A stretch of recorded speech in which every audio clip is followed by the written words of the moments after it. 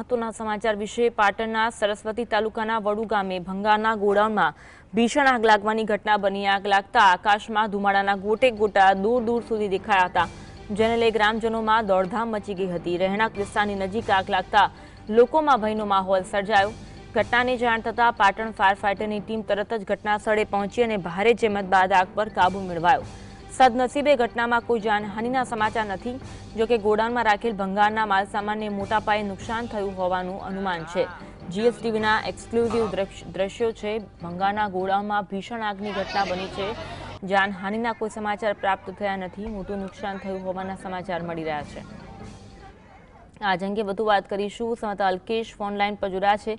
અલ્કેશ, ભંગારના ગોડાઉનમાં આગની ઘટના બની છે, ઘટના અંગે માહિતી આપશો। અન્વી, ચોક્કસ જે રીતે પાટણ જિલ્લામાં છેલ્લા 2 દિવસમાં રાધનપુરમાં અને સરસ્વતી તાલુકામાં જે આગ લાગી છે, એમાં સરસ્વતી તાલુકાના વડુ ગામે એક ભંગારની દુકાનમાં કંઈક અગમ્ય કારણોસર આગ લાગી હતી। આગ લાગતા એટલી અફરાતફરી થઈ ગઈ હતી, કારણ કે જે ગામ નાનું હતું અને ત્યાં ફાયર ફાઇટરની સુવિધા હતી, ત્યારે ઇમરજન્સી કોલ પાટણ નગરપાલિકાના ફાયર વિભાગને અપાતા તરત જ ત્યાં ઘટનાસ્થળે પહોંચ્યું હતું। આગ ઓલવવાની કહેવાય ને એ તજવીજ હાથ ધરાઈ હતી, પણ જે આગ હતી એ ખૂબ વિકરાળ બની હતી અને ઘણો સમય લાગ્યો હતો ઓલવતા। જો કે સદનસીબે બાબત એ છે કે આ આગમાં કોઈ જાણી નથી। આમ છેલ્લા 2 દિવસમાં પાટણ પંથકમાં આગના બનાવોએ ક્યાંક ને ક્યાંક લોકોમાં પણ ભયનો માહોલ સર્જ્યો છે। જી અન્વી, આભાર અલ્કેશ માહિતી આપવા માટે।